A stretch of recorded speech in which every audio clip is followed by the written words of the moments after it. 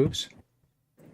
Hey, I think we're live. Yeah, we're live. How is it going? It's Tyler, is it? Yes, Tyler. Yes, yes. Tyler Blackburn. Sounds like a good Scottish name. Oh, well, from the story of how it goes, because I think, yeah, because I think there's a Blackburn soccer team, and so, but the story goes that my ancestors got on the boat to come over, and then basically the ship captain came around, and people told him their last name, and then he just stared at them confused, like they'd be like, "Shit, hubbada hubbada," and be like, "You're Blackburn now." Like, I guess we're Blackburn.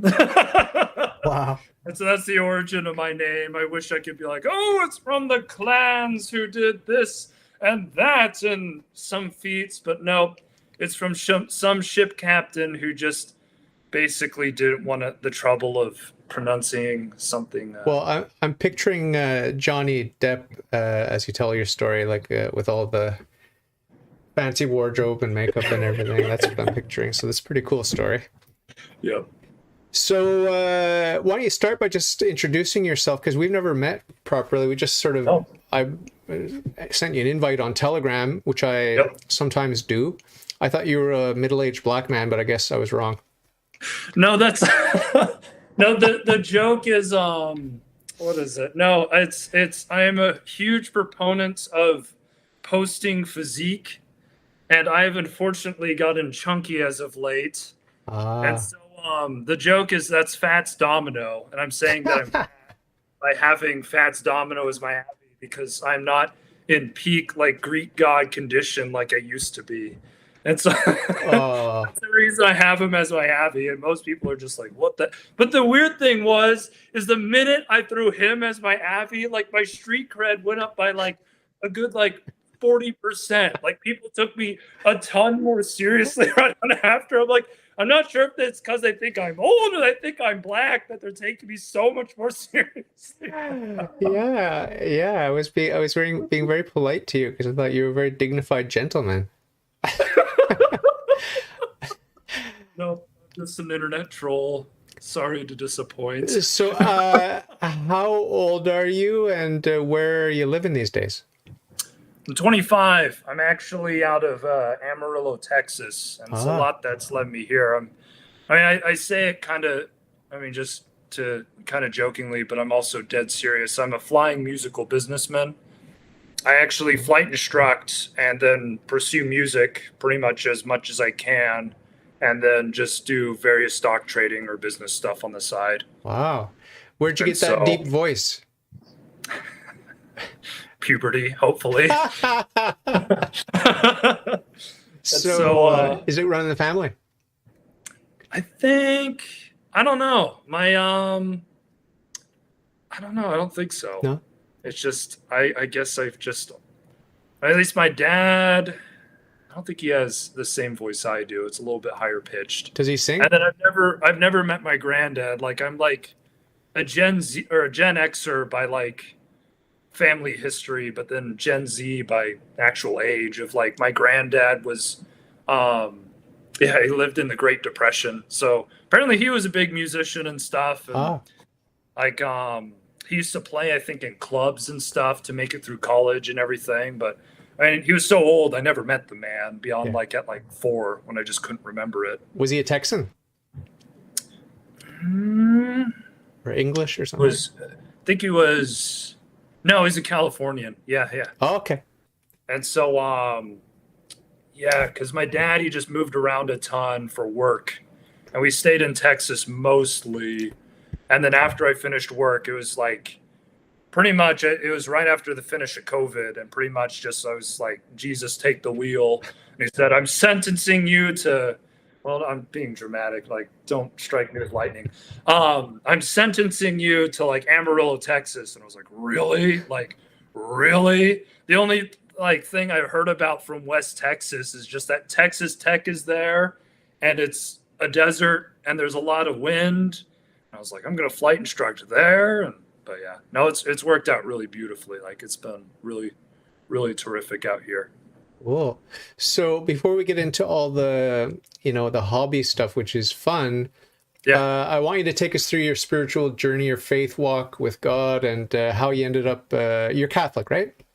Yes. Were you Yes. born and raised Catholic? Just talk a little bit about your faith journey, your parents, your siblings, and stuff like that. So you'll have to forgive me for if I get a little emotional talking about it, because I mean, me and my boss have the same sentiments of those who I think are the most forgiven, have the most reverence towards the subject. And I mean, my boss, like he's a lot worse than I am. Like he's and this is a man that's used to be a prison guard. Like, Mm. I mean, could pick people up and has stories of literally picking people up and slamming them down and then them basically writhing and then turning lifeless on afterwards. But if you get into the topic of forgiveness, and I mean, he's a filthy Protestant, and I tell him that. But if you get into if you get into the topic of forgiveness and the grace of the Lord, like I mean, he is again a giant like stereotypical prison guard, like would just openly weep on the thought of the subject. And I mean, we share the same kind of reverence towards it. And so I actually grew up LDS or Mormon for what most people know them as. And I mean, my family was really devoutly LDS, and it just really I have the same beefs I do with LDS and Mormonism and whatever else that I do with Protestantism. Is that really is just the one thing that never sat right with me is they just freely accept that basically, well, God wouldn't, well, I guess it's more Protestants don't believe that God would abandon them with a Bible. Like they believe that God just gave them a Bible and said, well, that whole church thing I promised you, not going to happen. Like, I'm sorry, it fell apart, just didn't work. So here's a good book and you're on your own. And I mean, they still believe in the Holy Spirit and everything, but it's just without, I think, any church structure, I think it really doesn't mean really anything, honestly, beyond what they say it means. And then for the LDS, they take it to another extreme of basically they believe that, I mean, everything leading up to the crucifixion, more or less, I mean, that's actually more generous than it is accurate. But they still hold the Old Testament. They still have the New Testament. But basically, they believe that the earth wasn't ready for God's true church. So then he just basically left everybody out in the dust for 1800 years. The martyrs were all for nothing. Like everybody that just worked and died for the church, I mean, just was all for nothing. And then all of a sudden, Joseph Smith came around and decided he had everything everyone needed. And it's with a lot of LDS stuff, it sounds really good on a surface value.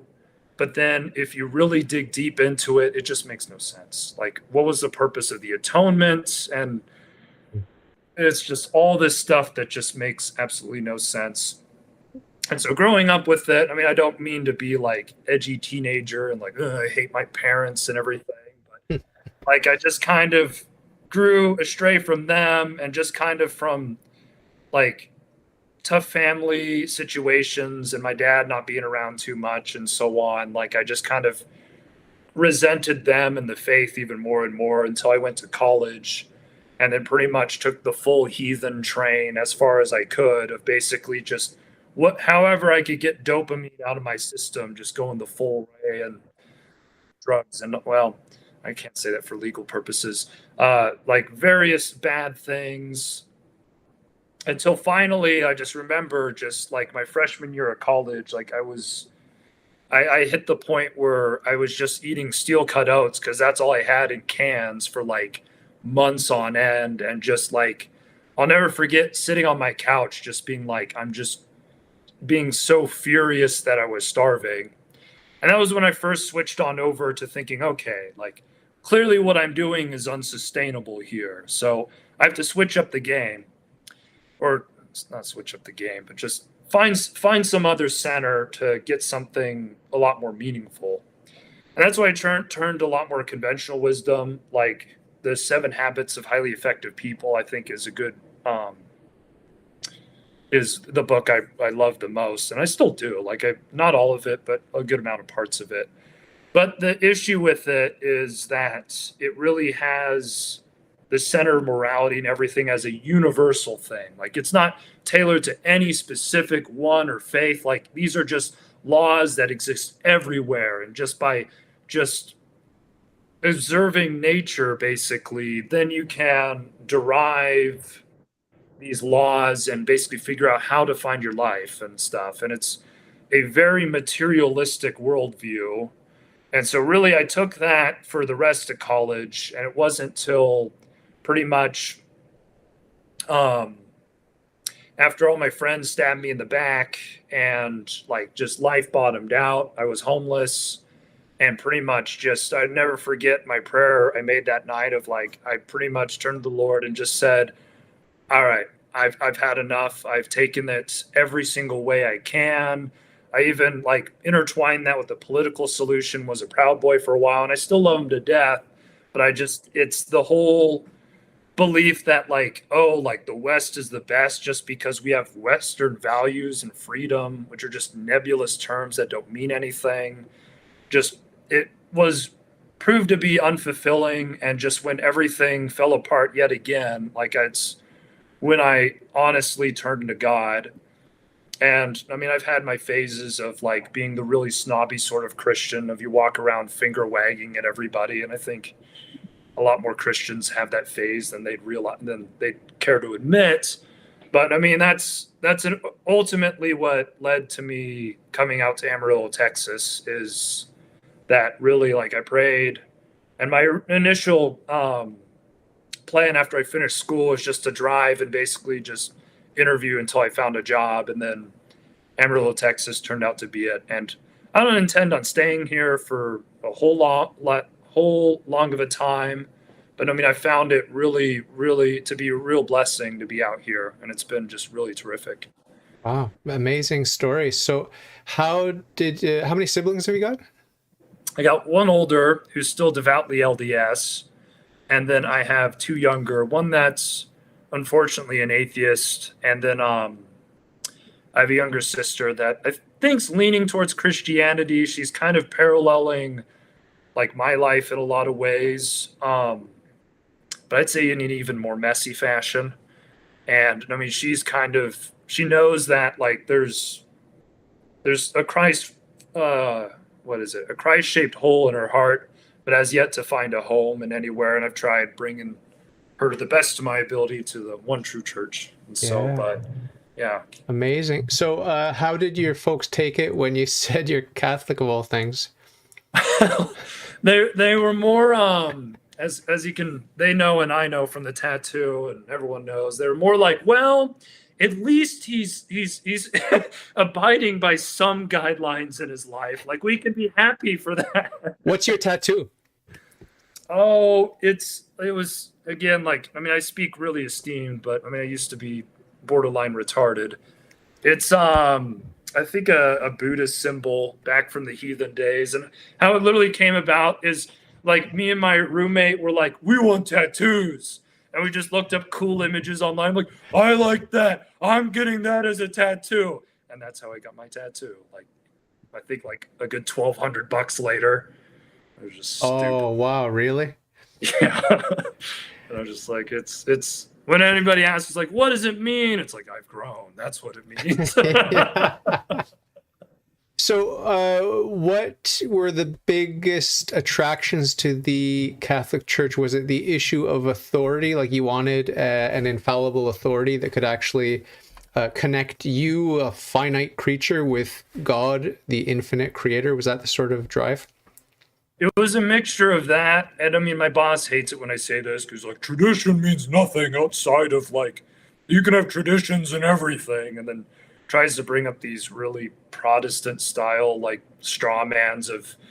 But anyway, I'm getting onto the rabbit hole of ragging on my boss, who we'll argue with periodically. But it's really what's attracted me the most to the church is the strict line from Peter, because I mean, I'm a very emotionally clingy person. Like I can't fathom the idea that like a loving God who would die for his people suddenly abandoning them, especially after you look at all the stuff the Jews did whenever the basically God was still had them as the chosen. Well, I guess they'll always be the chosen people, but I mean, he was working through them through the like Old Testament of they were awful, like I mean horrendous, and he didn't say, well, you guys have Jude one too many person. Like, I'm sorry, I'm out of here. Like, no, he stuck with them through thick and thin.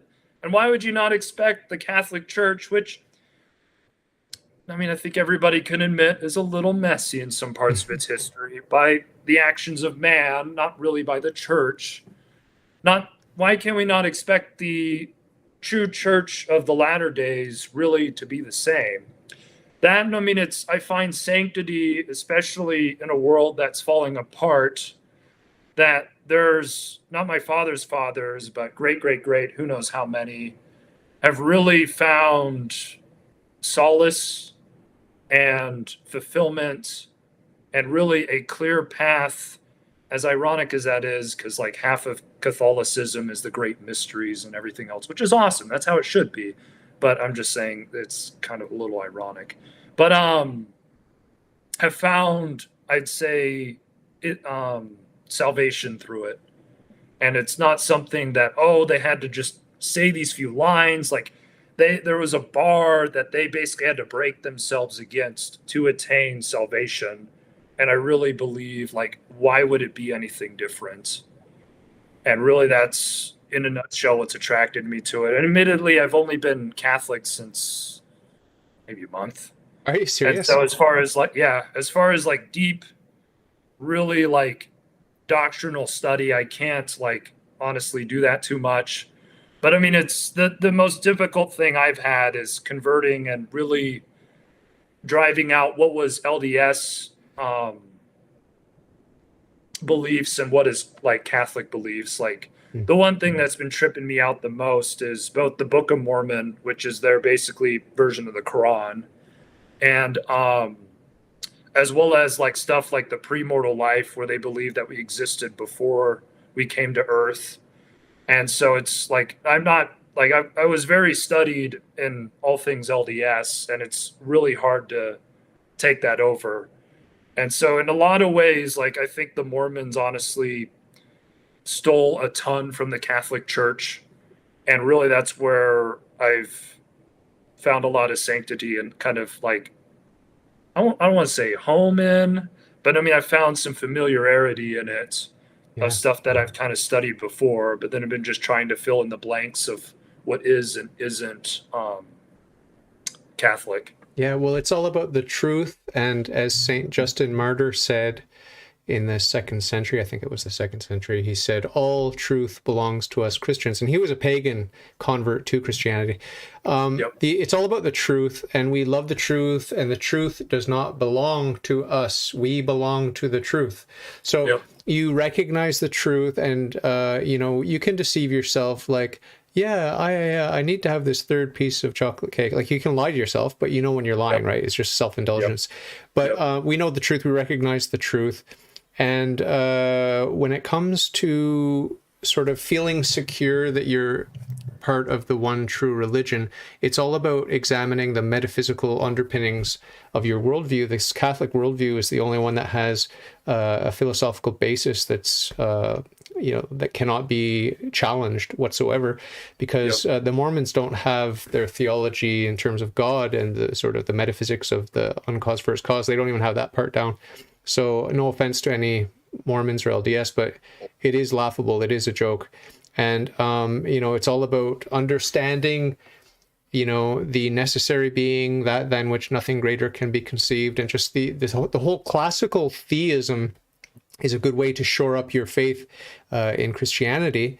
And I always say that metaphysics will bring you to monotheism. There's absolutely no other alternative. And once you're a monotheist, then the study of history will teach you that all this talk about Jesus that takes place in the different monotheistic religions only makes sense in the Christian version of the story. It only makes sense because the Jews talked about the coming Messiah, and then he came and they just ignored him, and their church fell apart.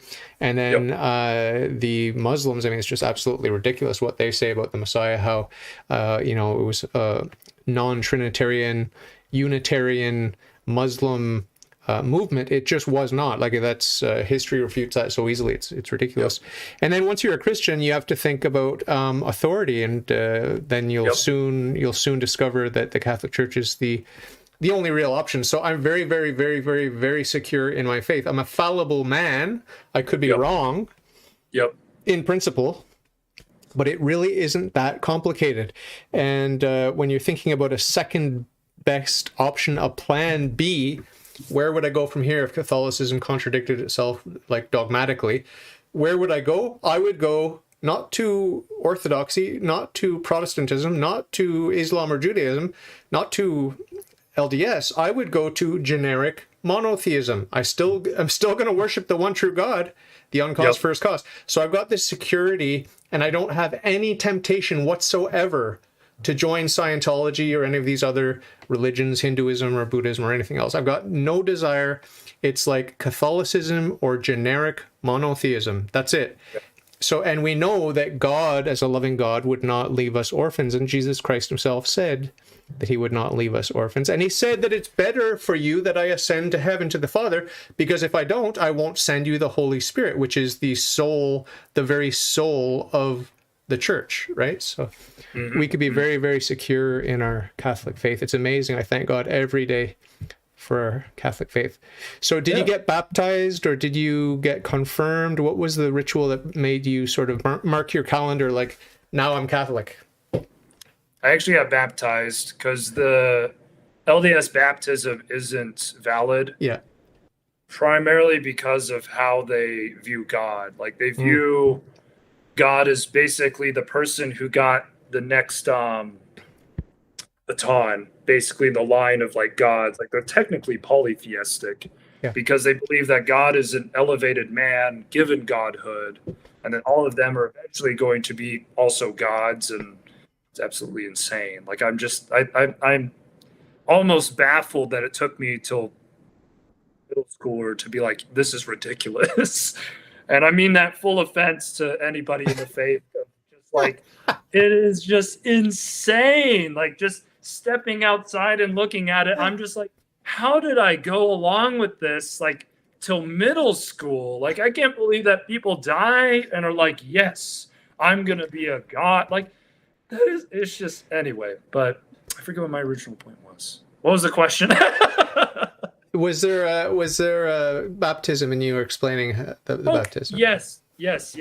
By the way, you're very, very, very, very, very lucky to have baptism after you had it after your puberty. Yeah. So, very like, lucky. All your little solitary sins and all that were forgiven, and the eternal consequences, or the temporal consequences due to those sins were forgiven. So you had a really clean slate. I wanted that when I entered the church in 2009, but my baptism as a Protestant was valid. That's what they declared. So I wasn't able to have the baptism, but I got confirmed, and it's good. So what was the date? What was the year and the month when you got baptized? It's literally, was that Saturday? Like, I have it on a pillow because they're really nice in my church. They actually made me a pillow. I was like, oh, that's so sweet. But I think it was like April 16th, 2022. Oh boy. Wow. Really recently. I know. Wow. But I'd also say, I mean, I'd honestly kind of envy even Protestants, I mean, for having both be baptized in the faith. Because, I mean, it's like they actually had, like, whether it wasn't the whole complete version, like, they had, like, a portion of God's true word, and they had that guidance. And from me, honestly, a former nihilist, like, honestly, I'd see that more as a blessing than something you're like, oh, you're so lucky because then you got that all taken care of you. I'm like, I wish I just had the guidance before I was baptized, but I really didn't, beyond just kind of like, oh, if it feels good, then it must be good. And that's what it's when people say that, I'm kind of like, like, I more envy you. Like I know, don't get me wrong, I know how messy it was growing up, but the thing is I mean, there's still roots you had there to go with instead of basically just hacking away at the jungle and being like, I hope this is the right way. So You've got quite a way with words. You're a colorful storyteller and creative thinker, eh? An artist. You're an artist. That's what makes a good musician. And, well, more of, I guess, a confusing flight instructor. Because I'll walk away some days. I'm like, I hope I explained that in a way that actually made sense to another human being. Oh, wow, the pressure on your shoulders. It's amazing that you have the nerve to do that job, but good on you. It's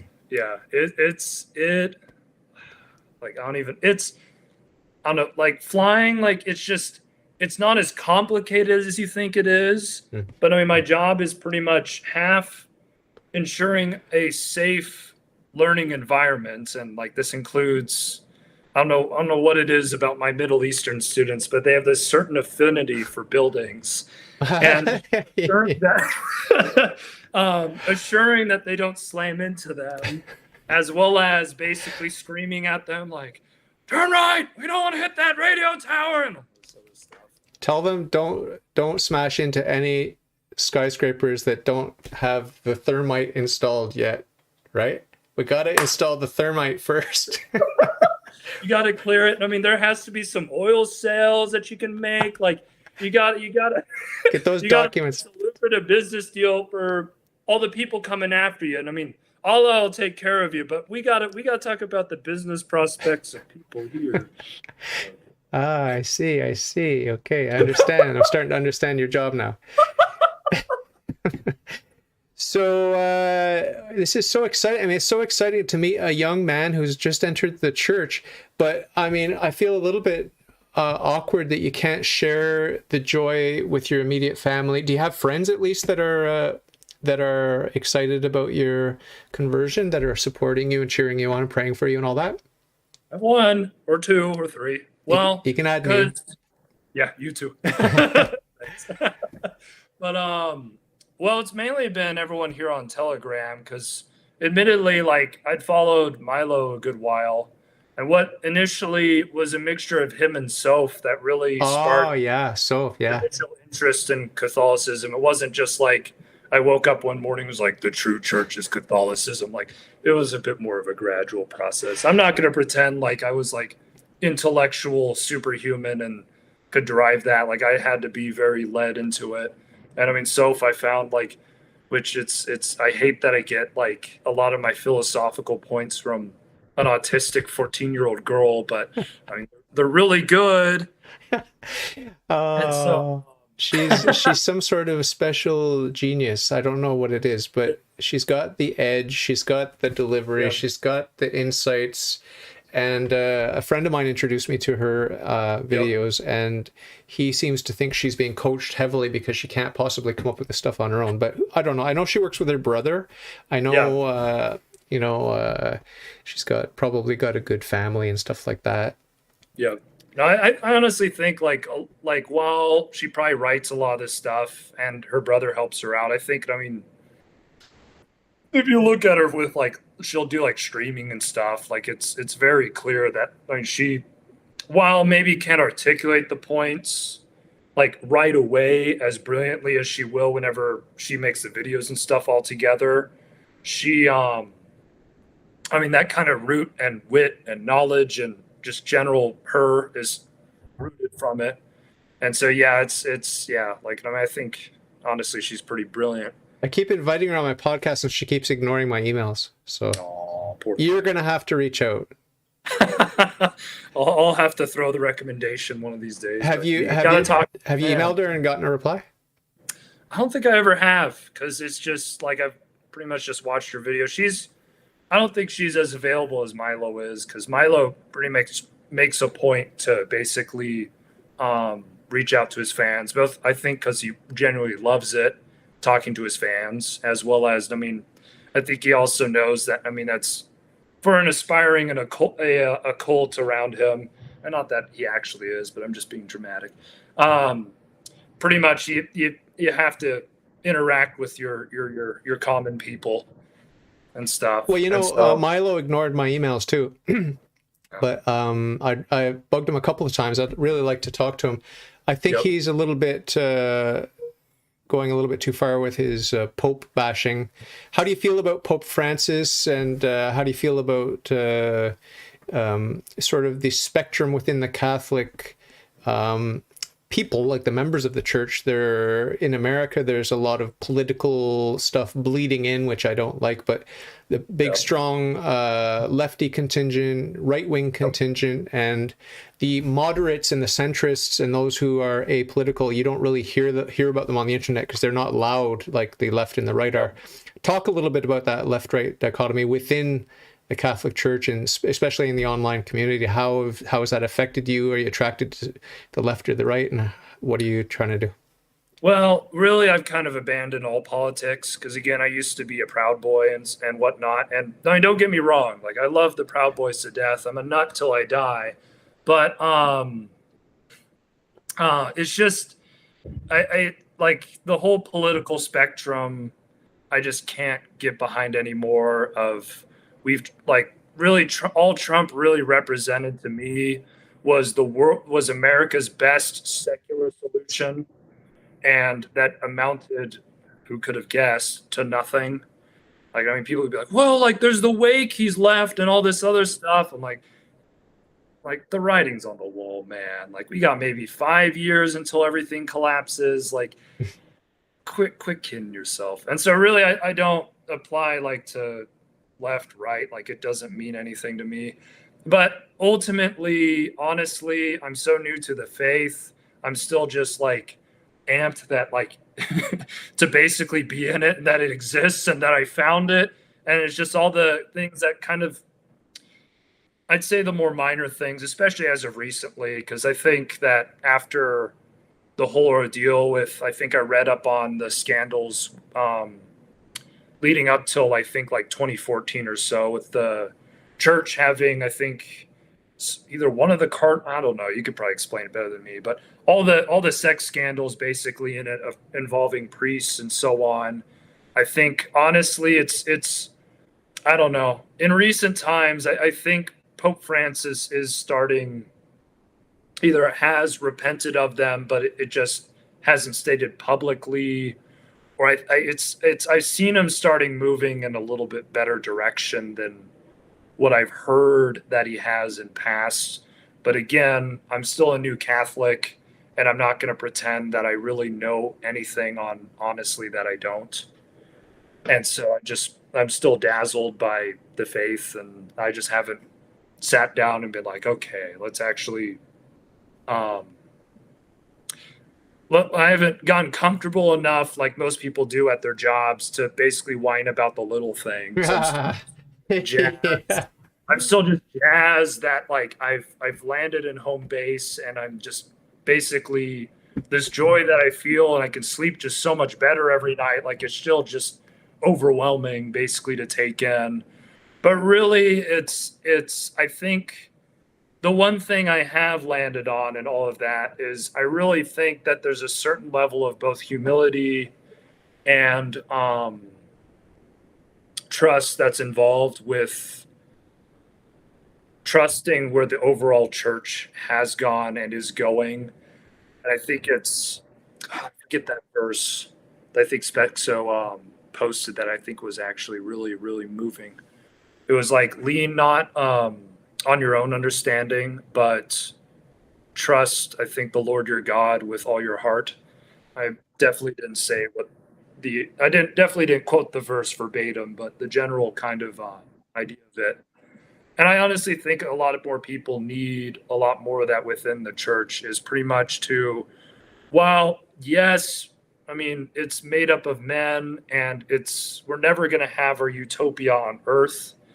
For the overall movement of the collective church, I think there needs to be a lot more trust on that God is in control, and that he clearly has some purpose to be done with it. And I mean, if you really believe that there are concerns to be had, like go ahead, voice him, whatever. But I still think that trust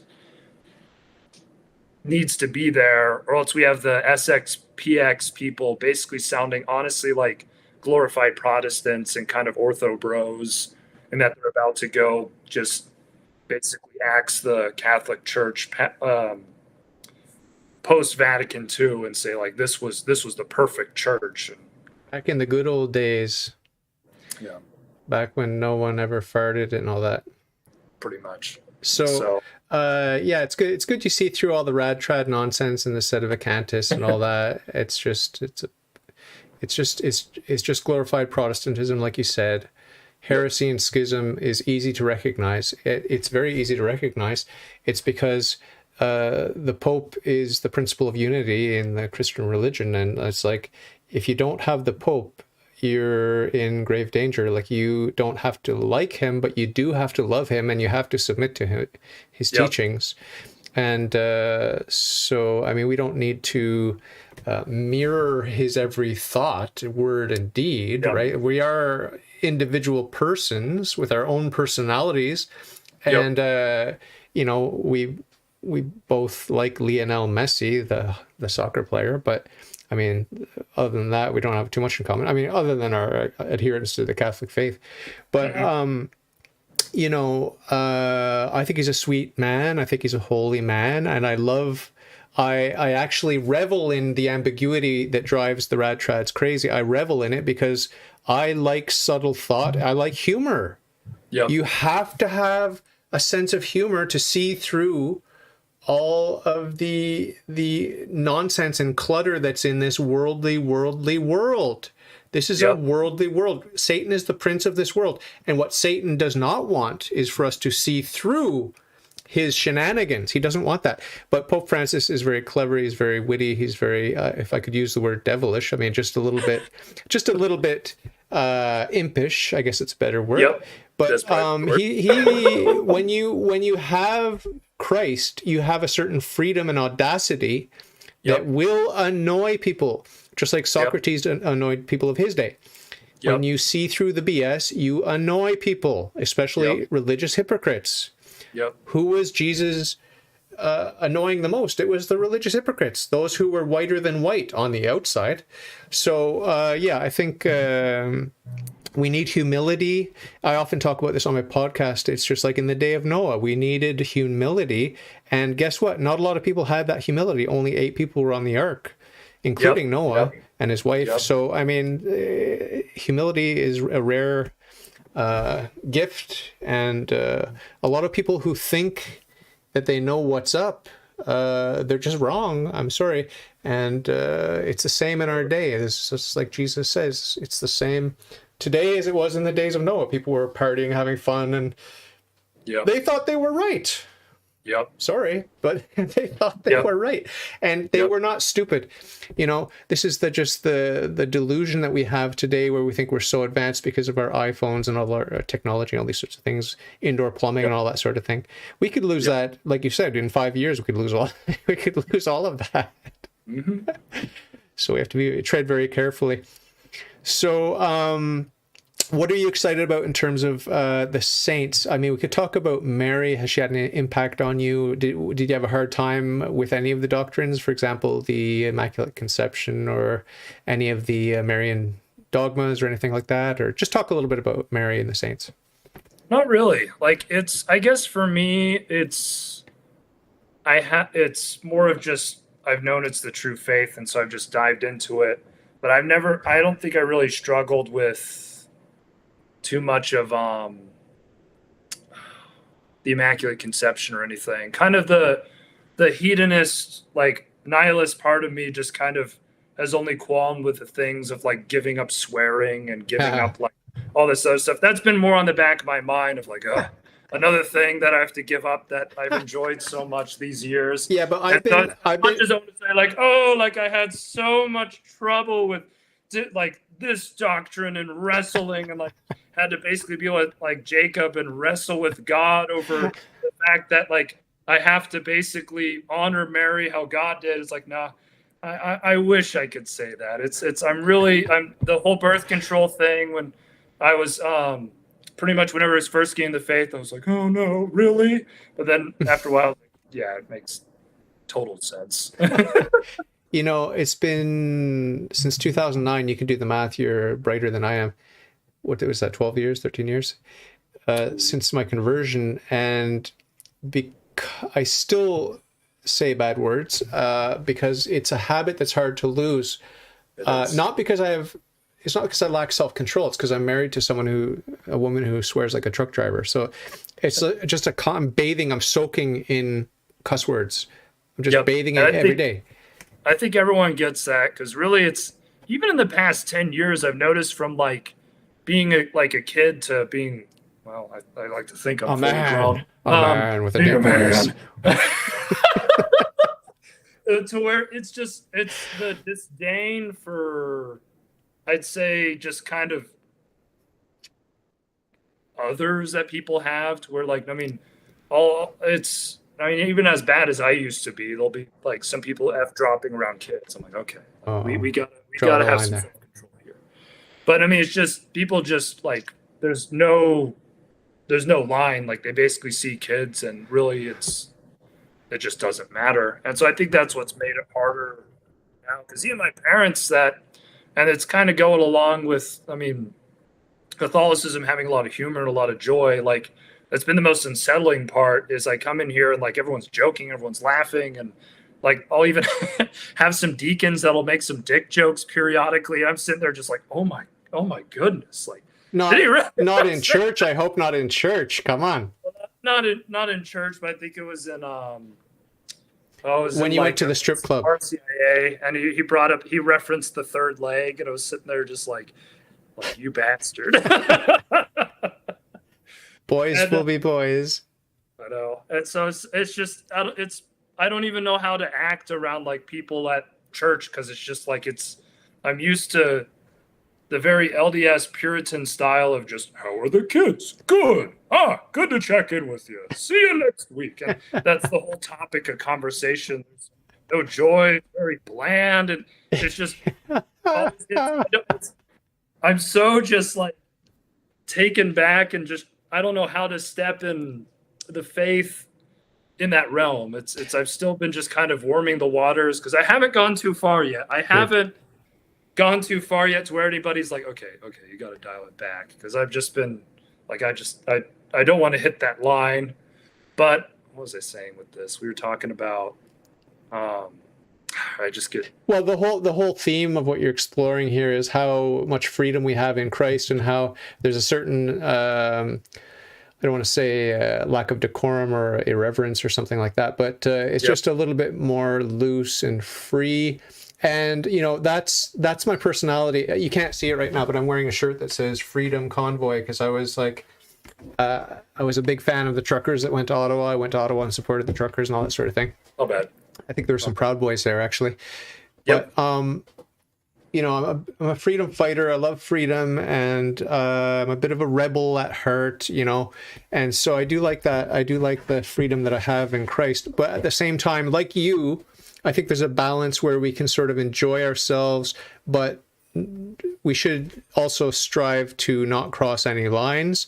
And, there's a certain taste level that we have to impose on ourselves, even though we want to be totally trashy. And I mean, I do. I don't know about you, but I just love trash talking, and I love lying. Like I love lying for fun. Like it's kind of like joking / lying. Like I love gaslighting people. But it is funny, there is humor. God has a sense of humor, and if you read the Bible, you find a lot of stuff that makes you chuckle and laugh, and obviously some pretty heavy stuff in the Bible too. Are you sort of aware of the differences between the different versions of the Bible? Do you have a favorite version, or do you try to read a Catholic Bible with the 73 books, or what's your relationship with the Bible now that you're Catholic? Well, it's because I was initially trying to convert while COVID was hitting. But then, I mean, you had all the cathedral or parishes, still getting my terminology together, parishes closing their doors and saying, oh, yeah, just watch this online. And so Horrible. then, and I mean, I've even heard horror stories from people of basically trying to convert and being turned away. And Yeah. while I was a convert, I was kind of like, well, but then now I'm thinking, I'm just like about tearing my hair out. I'm like, there's souls on the line. What are you doing? Yes. And Yes. so, I agree. but yeah, like I initially went and he said, well, um, like probably the best Bible to read. I think he gave me the RSV, and I've enjoyed that one because I do like the really poetic, um, the very poetic flow of the New American Standard Bible. Like it's really enjoyable to read, but I'm also kind of wanting to again have my foundation flattened out and then figuring out what is and isn't Catholic. I've found solace in the RSV because it's, I mean, there's some people that say there's some heresies in there, which I'll probably hopefully figure out later. Um, but I think is very to the point on a very literal translation of it. And that's what I've actually been using a ton and enjoyed to where I read it and I feel like I really understand it versus getting a very pretty version and digestible version of the verse that I just keep reading, not without necessarily fully understanding it as it should be. Not saying the New American one is like bad, but there's far more blunt versions of the Bible and then far more kind of poetic ones. And I appreciate them both, but from a convert standpoint, have found solace in the RSV. Yeah. Yeah. It's one of my pet projects is thinking about what I've come to call recently the mystical Bible. That's the Bible that no human has ever seen. And we just have these, transcripts and pieces of transcripts and translations of transcripts, and we've pieced it together and all this sort of thing. And my emphasis is on the undeniable fact that there is a non-zero level of error in each and every one of these so-called Bibles that we have available to us today. Okay, a non-zero level of error. And tell me you're not what is it? The people that believe the King James version is almost no, God himself, of like no. he was with them writing every single word. No, I believe in the inerrancy of the scriptures in total and in all the parts. That's a Catholic dogma. We have to believe that. Yep. And it's not only concerning faith and morals too. That's another thing that a lot of modernists try to slip in, like, oh well, it's infallible and inerrant only concerning faith and morals. That's not the case. It's all inerrant. Now we need an interpreter. That's why I say it's a mystical Bible, because the church is one flesh with Jesus Christ, the deep mystery, yep.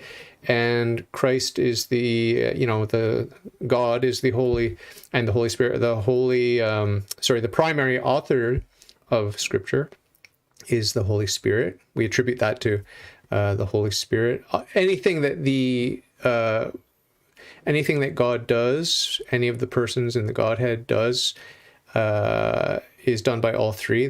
We use attribution to sort of break it down. What's the most appropriate attribution to attribute to the Holy Spirit, or to attribute to the Son, or to attribute to the Father? But anything that happens outside of the Trinity is done by all three persons. So just a technical point to bear in mind. But what I'm driving at here is that there is a Bible and it is inerrant, but we don't have it. What do we have instead? What we have is a living magisterium that's been there since the beginning in this one holy Catholic and Apostolic Church. We have that living magisterium, and that's what we rely on.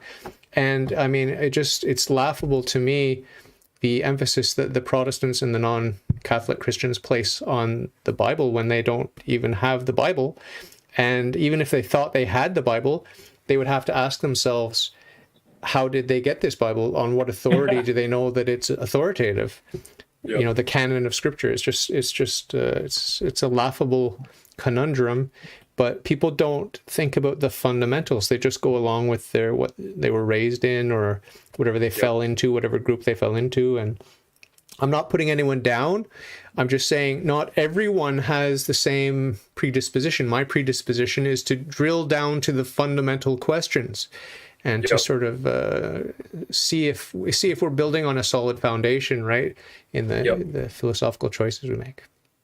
Because I mean, I've seen, I don't know, because for a while I was kind of, I don't don't want to say church shopping because that's a strictly Protestant kind of view of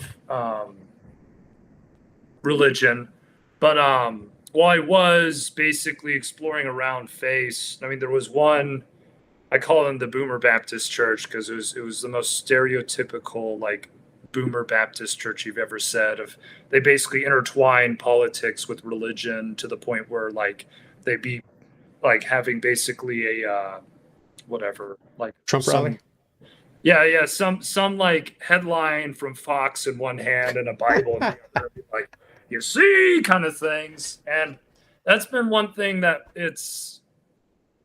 they basically, I think, has drawn a lot of people to Protestantism. Is I really believe it is a worship of the ego in a lot of ways. Basically, and they'll say, well, we looked through the history and found all this and that justifies my point. But I still believe a lot of them don't realize that they're selectively looking at history. And the best example is my boss. Like he'll finger wag and say, well, like Jesus came not to change neither a tittle nor an eye of the faith and all this stuff and whatever verse that comes from. And then I go, okay, let's I really am a big fan of Leviticus 20:13. I got some stones for you. Let's go, man. He goes, hold up here. Like, I mean, he clearly, God was just trying to basically instill heterosexuality in the people. And that's why he did that. He didn't mean that literally. But I'm like, he said, don't change a diddle nor an eye or whatever it means. And you see this in pretty much all of them. That's what turned me off from Protestantism is really just their authority is self-granted and it reflects it in really just all their sermons and beliefs. And this is why you'll see them not constantly, but after weeks on end, they'll be contradicting each other. Like, again, I keep bringing up my boss because we debate the most, and he's also the most like flamboyant with his opinions. Half the time we won't ask, he'll just come in and start throwing them out there. And I'm just like, okay. But I love him to death, though. Like, don't get me wrong. I love my boss to death. He's a fantastic man. But like he'll go on like one week he'll be like, Crusades, like how can you justify war? Like that is just unjustifiable. And then the next week he'll be like, the TV showed me some sad images, therefore we gotta invade Ukraine, man. And so it's and I mean again I don't think they entirely mean it. It's just kind of the nature of the faith of living in a faith that is just bound, really rooted in your ego and doesn't have those roots that outstretch from, I'd say, millenniums back to Peter, who was then given that authority from God to pull from. They're doing the best that they can with essentially no foundation of just slapping on the house as much as they can and just hoping it holds together. And so it's where I kind of just will bite my tongue at times. And I'm not trying to sound like I'm like the smartest person alive. Like, I mean, I tell people I'm just as smart as I am stupid. Like I'll go from this podcast to I don't even know what sort of stupid things I do, but definitely something will inevitably result the minute I leave here. Have you ever used a hot glue gun to apply a mustache on your upper lip? I've done that. No, never have. Well, I was about to do it, and my wife, who has common sense, said, "No, don't do that. You burn your lip." I'm like, "Oh, yeah, you're right." I was also going to make a bust of like a sculpture of my head using polyethylene or whatever it's called, that 2-part mixture. Yeah. Encase my head in this shit. And she's like, "No, you'll suffocate and die, and it'll crush your head." I'm like, "Oh yeah, you're right." So she saved my life multiple times. That's funny. No, my memory's shot from various past entanglements, and I would go on all the diatribes of the stupid things I've done, but better to forget about it. Yeah, better to forget about it. Forget about it. So what's your prayer life like? Do you like the Our Father, the Hail Mary, the Rosary? What do you like? It's the Glory Be. Because with the LDS faith, and I don't mean to bring up like everything ties back to Mormonism. I'm more of just saying where I'm coming from and why I go certain ways or others. Because I've been needing to get more into the memorized prayers because I really enjoy just how deeply poetic they are as well as how reverent they are. Yeah. But I mean, for the LDS, like I still pray in the style that they do. Which is? They'll basically pray kind of like Protestants do. It's very casual, and they just interlace it with these and thys, basically as if they're acting as if basically they're writing something that would be put in the King James version. Okay. And as far as speaking goes, and then which I think is admirably a little bit more reverent than how a lot of Protestants pray.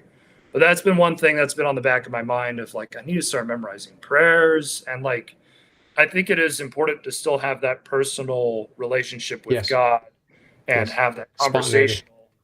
But I also think it's important to have that reverence and realize really who you are talking to.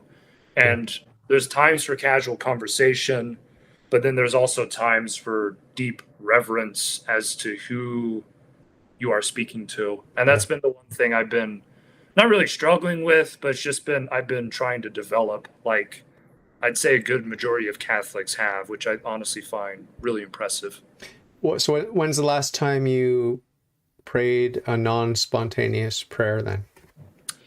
Pretty much with RCIA, being honest. Like those have been the only times I've done non-spontaneous prayers, I guess, which I say and admit with a little bit of guilt, because I mean I have my prayer book, I should be thumbing through it, but yeah, that's the last time I did. I do about an hour a day of memorized prayers. Like I have them obviously memorized, and I can. It's really good. It would probably be an hour and a half if I didn't do them at like light at warp speed, like. That's fair. Yeah. But no, I don't go that fast. But I do burn through them pretty quickly, just because it's like, yeah, I know exactly what I'm saying. I've said it every day for the past 10 years, you know. Yeah. But I add stuff. That's the only thing that like that I really don't like with not the cathedral in town is our Father is pretty much is kind of like that, where it's just so overly rehearsed that he pretty much just spits it on out. Yeah. That's the only thing that I'm like, I mean, I love the reverence of it, but I don't like it being just like, oh, going through the motions. Like that's the only thing that really, like, it's just a real pet peeve of mine to watch. I think for my second confession, I went in there and basically just went lightning through the prayer. I'm like, no holy advice, no like basically diatribe of how I need to just submit myself before God. Like, come on, man. Have a little heart into this. Yeah. Well, it's like anything else in life, you know. It's like if you watch me at work, you're like, oh, David, you don't care about your job. Like, I mean, it's because I'm lazy and I'm just do the minimum, right? Yep. So that's how we are. And it's like the analogy I like to use with religion and our relationship with God is obviously a romantic relationship. And could you treat your spouse that way and maintain the relationship? Like, hello, we have to work at it. We have to be in the moment. You can't be distracted. You can't be just like, yes, dear, yes, dear, yes, dear. You're not even listening. And she's like getting more and more angry and annoyed because you're just saying, yes, dear. And she's not stupid. So it's the same thing with God. I mean, but God doesn't nag us in the way that maybe a wife would. I'm not saying my wife more just lets us, or at least most of the time, just kind of shoot ourselves in the foot. And be like, you know what? Maybe that was a good idea. Yeah, I like thinking about the patience of God and the silence of God, and the just the way that is interactive, like interacting basically with a brick wall that loves you infinitely. It's just like, it's fascinating, you know, just how God gave us the intellect and the free will, and we're able to get inspiration, like good inspiration and also bad inspiration, and we can choose and we can react to it, and it's fascinating. And God cares, and He's intervening, and He's guiding us, and He's giving us graces. And when we say yes to the grace then we can start cooperating, and then that can build up some momentum. And I like to think about the tiny spark of faith that I had that allowed me, by the grace of God, to say yes to conversion, and then how I cherished that little spark and managed to build it into a little flame, and then it got bigger and bigger, and then it got smaller during COVID because I wasn't allowed to go to mass, and I got physically assaulted in a church because I went in without a passport because I'm not vaccinated. That's crazy. So you're from Canada, right? I'm in Canada. It's really extreme up in here in Quebec. Yeah, it's crazy. So I mean, our faith. My point here is that our faith is a gift from God. It's supernatural, and if we do not feed our faith, if we do not nourish and cherish our faith, it will die. It will die. We have to be a little bit nervous, a little bit. Just like if you're carrying a child in your womb, not that you have a womb, but if you were a woman carrying a child in your womb, you'd want to eat right and try to avoid all the hard drugs and all that sort of thing, right? You want to nourish this and cherish it, and it's life. It's life. It's Jesus Christ in us, right? It's the life of the Trinity in us. So we have to take care, and if we do take care, and then that will build our faith. A lot of atheists, for some reason, even those who claim to have been Christian before, they don't seem to understand that it's a working relationship and that it requires a lot of care and attention and struggle and suffering and pain and inconvenience. And, you know, every time I'm in Mass, I'm not just like singing with the angels and like floating on a cloud. I'm thinking, when's my next meal? Like, when can I get out of here and go stuff my face? Like, that's what I'm thinking a lot of the time. So it's not like it's the highlight of my week. I used to be going to Mass every day when my faith was stronger before COVID. Now my faith is weaker. It's sort of a background plan that I have to get back into going to daily Mass, but I have to build up to it. I can't pretend to be where I'm not. Like I was there, I'm not there now, right? So, yep. But my point is that, you know, it's the same with my prayer life. It's not like, oh, it's the highlight of my day. It's more of like this thing I have to do, and like I just want to get through it. But I'm of two minds, because I know that I have to go to the sacraments to nourish my prayer life, and my prayer life will in turn help me to with the virtues and to get closer to God and this sort of thing. But it's just like if you have a membership at the gym. A lot of people have membership to the gym, but not a lot of people go in a disciplined manner and taking care and doing things in a proper way and watching their diet and all these sorts of things. It's a whole lifestyle, and it's not easy. It is not easy, right? No. But I really think that's a good analogy of it, to see it like faith as a human life. Because I mean, with it, I mean, there's a real beauty that I think is also carried with it too. And I mean, it's just really beautiful to think that you have this creator that basically just wove basically this web to the point where he specifically designed every single little aspect of it, including you. And really, that's been the one thing that I find, honestly, the most revering of, I'd say, the faith in general, is that like he pretty much, this grand, magnificent being that, I mean, has all the power of the universe, took the time and really sat down and designed each and every little intricate part of your personality as to what you're to become and so on. And then also interwove it basically into your life for you to grow and so on. Like it's almost, I don't want to say mind blowing because it doesn't do it justice. It's just not unnerving, because I mean that doesn't convey the right. But it really puts me in awe.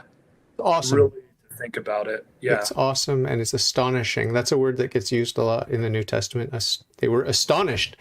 You know those parables, or sometimes when the Jews come at him with the trick question and they just nails it. They're astonished, and they tried to arrest him, and they come back. Why didn't you arrest him? Well, because no one's ever spoken like he speaks. Like, it's just like, there's something about this guy. He's very clever. Yeah. But even as an atheist, I enjoyed reading about Jesus and his Really? snappy answers to stupid questions. Yeah, yeah, yeah. That's actually really interesting because, yeah, whenever I was like admittedly an unironic atheist, like I just kind of like pretty much it was like holding fire. I was like like getting it away from me as much as I could.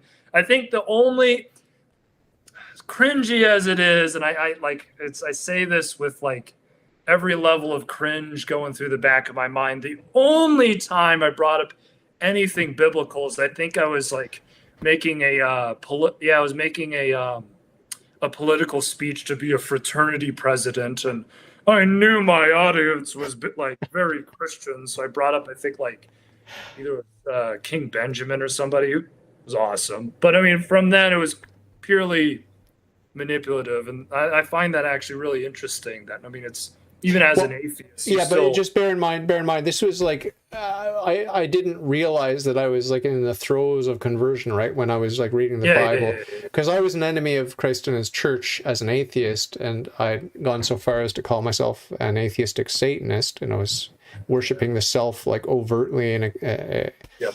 explicitly without, unironically, as you would say, that's a good word. But but then unbeknownst to me, in all my searching and all my reading of philosophy, and there's a lot of Christianity in Western philosophy, as you probably know. Yep. Unbeknownst to me, I was sort of getting seduced by the Word of God, and even though I was reading it as an enemy of God, like this is stupid, this book's stupid. Look at how stupid this passage is. Look how stupid that passage is.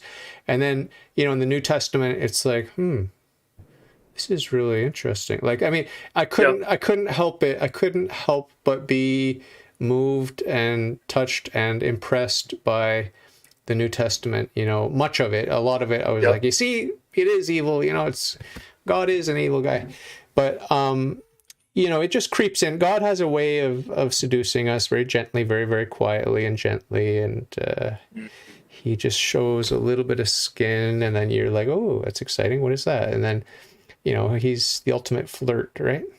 Yeah, I'd say that's a good way of putting it.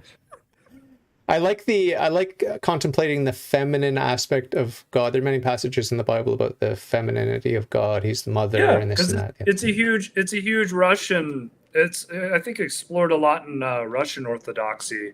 So I think they talk about anima, the the feminine side of God, and like I think it was like it's either Sophia or I don't know. I just remember whenever I was reading Crime and Punishment, it was just this huge, it was this huge emphasis motif throughout the story was pretty much the feminine part of God, and it's been forever since I've read it. And admittedly, it was back in high school, so I had somebody helping me the entire way. I'm not that smart, but it was just. It is a really beautiful thing to think about, is pretty much God and pretty much all his characteristics and even saying his personality. Like, I think he has a personality, which is obviously a very grand personality, but I mean, it's still like, I think he really does have one. Yeah. Oh yeah. Just think about the richness of, like you were saying, he designed our personalities. There's so many. And just think about the human face. Like, even with identical twins, we can tell them apart. I mean, you could fool some people some of the time, but you can't fool all the people all the time with identical twins, right? Yep. It's just there's too much variety. There's too much that separates us from each other in terms of distinctives. And it's a beautiful, beautiful thing. Just like music. With music, you're never going to have the same song twice. You could have 100 artists doing cover songs, and it's always going to be different. Even if you're trying to nail it 100%, you're always going to bring something to it that's unique. Yeah, and I mean, I think C.S. Lewis said it best. That I mean, it's whenever we basically whenever we put all our trust in God, therein we find our personality. Because, I mean, anybody can go from any hedonist to another and know that, oh, yeah, they're just doing it like they're doing everything basically just to get as much dopamine as they can out of their systems. But then you go from one Christian to the next, and I've yet to meet what I believe to be a true Christian that is like just like that is alike. Like it's honestly been really amazing, I think, in that area because it's all the satanic lies that you're basically sold, which I'm sure you were probably sold on the same one that I was for a while. That it's like, oh, like we can elevate past morality. This whole like God thing is kind of for the pros, and I can step above it. Like I'm sure I know you probably you fell for it just as bad as I did, and and then it's just believing that like oh they're just all basically uniform and can't think for themselves, but it's just beautiful to see it unraveling as the absolute opposite. And here I'm also saying that I mean we get all our personality through Christ and saying that everyone should just conform to the Catholic Church, and it makes sense, but it's just I don't know how better to articulate it. Well, I genuinely feared, like when I knew I was converting to God, when I was like, I discovered who God was. I remember the exact moment I discovered that I'm not God, that God is God. And then I was thinking like, okay, I've got to worship God publicly. It's like he's my life now. And I did have a not legitimate fear, but a sincere fear that I would lose myself, I would lose my personality, and like I have that sort of Eastern idea, like, oh, you're the drop of water. Hey, welcome to the ocean, where you just blend into the ocean, or that soup, or that fog, or that mist, or whatever, that sort of vague Eastern notion of the one mind. And so I did have a fear, like I don't want to lose myself, but it's nothing could be further from the truth. That was just more lies from Satan. Yeah, and I've honestly had the same, and it's what I've been noticing as of recently. And as much as, again, I hate to say this, and this, I mean, it's sometimes I need to make sure my priorities are checked, but it's like I was afraid of whenever I came into the faith of essentially all the joy I'd receive, and even then, it's still like I wish I was kidding because like it's like I'm a grunge lord, like I do a lot of like grunge and like blues and stuff. I'm like, am I going to be able to still make music? Like it's just as it sounds just so stupid to say, but I mean that's been the worry in the back of my mind since I've converted of like suddenly I'm just not going to be able to sing. And that's been also the really beautiful part of it's just the music in Catholicism is incredible. Like it is, especially in my parish, like it is just wow. I being honest, it probably had to play of a good fourth of the reason I converted. It's just so beautiful, and how you'd think it'd be the opposite of just like, oh, the same hymns we played time and time again. Here they are, the Gregorian chants. Ooh, that's a good Gregorian chant. He went up to the sixth, not the fifth this time. I mean, I got something excited for. But no, it is just incredible the level of beauty that really permeates from the faith, and really it's awesome seeing all these fears that both you and I have basically turned on their head, and in realizing the very things that we think we're losing were actually are being given to us in a more beautiful and whole form than either you or I can or anyone can comprehend. Like it's just whether it's personality or musical taste or We got all that. And a bag of chips. yes. We are so cool, man. And it's so amazing to watch. Like it's hard not to basically sit like as if I'm basically on the cliff top of a mountain looking down on the journey thus past, and not just be enamored with the beauty that's really followed it. And then seeing also the beauty even stronger from coming from places where, I mean, it's just absolutely hideous to be. And it's just, it's hard to communicate this to people even at times. And that's what I found really off-putting at first, that people be like, oh yeah, tell me about your journey and stuff. And it's just, it's like, for especially coming from an LDS stance where it's just kind of, oh, I just read about this Joseph Smith guy. Two dudes on bicycles came to my house. the whole being a god sounded pretty sweet, so I'm in. And they gave me enough free food to where I was like, okay, I'm warming up to the idea. But it's really, really, really, at first it was kind of off-putting but I mean, the more I talk to people and the more I think of kind of also how far I've come and in my life, it really is beautiful to hear everybody's journey. And it's just the constant theme of beauty in the church is just overwhelming with just how much it's intertwined. And it's hard. Like, I think there's some meme I saw recently that they've even seen it in animals, that bears will basically just be hanging out in a log, just taking it all in. And it's just the kind of draw that I think all life in its entirety, you can even probably see with insects that I think are even moved with beauty at some point, that just have this draw to it, and it tying all back to God. And it's incredible. Mhm. Yeah, the nature of things. God is the author of nature, and it's, even if it's finite, it's wonderful. And the complexity, there is complexity from our perspective as finite creatures. Now, of course, Yep. from God's perspective, he delights in it, maybe for in his own way.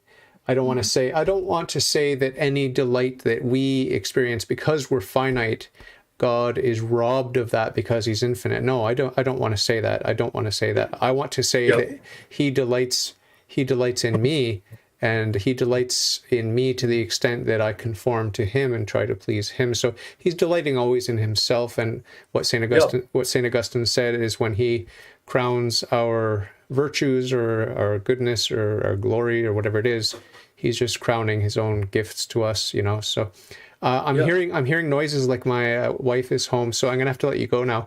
But will you come back and talk to me again? Oh, I'd love to, man. I'd Excellent. love to. Very nice to meet you, and thanks. Please remember me and mine in your prayers. You and yours are in mine, and I've enrolled you in a perpetual Mass, so you and your family are getting the graces of the Mass each and every day till the end of time. So if you do end up in purgatory, that'll help you a lot too. Well, thank you. Yeah, they need all the help they can get without getting too much into it, but I'll let you get going. Well, we'll talk. We've got a lot to talk about next time. And real pleasure to meet your sweet young man with a great sense of humor. And send me some links by email to some of your music. I only found one song online. Well, whenever it comes out, I'll send you more of it. Admittedly, there's only been one song, but I'll send you more of it whenever it comes out, because I have another cover that's finishing up, and I'm going to work on my album. But check out Calamity's Kings for anybody watching.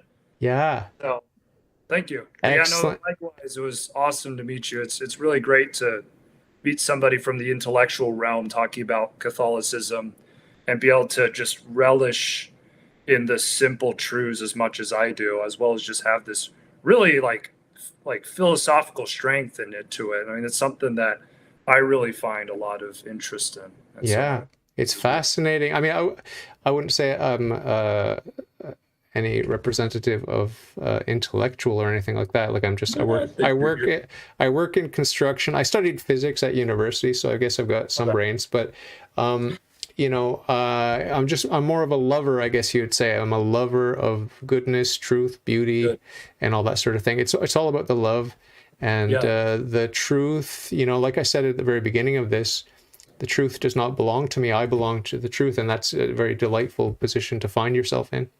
It is. Very delightful to meet you, and we'll talk very soon, my brother. See you, dude. Take care. God bless. God bless.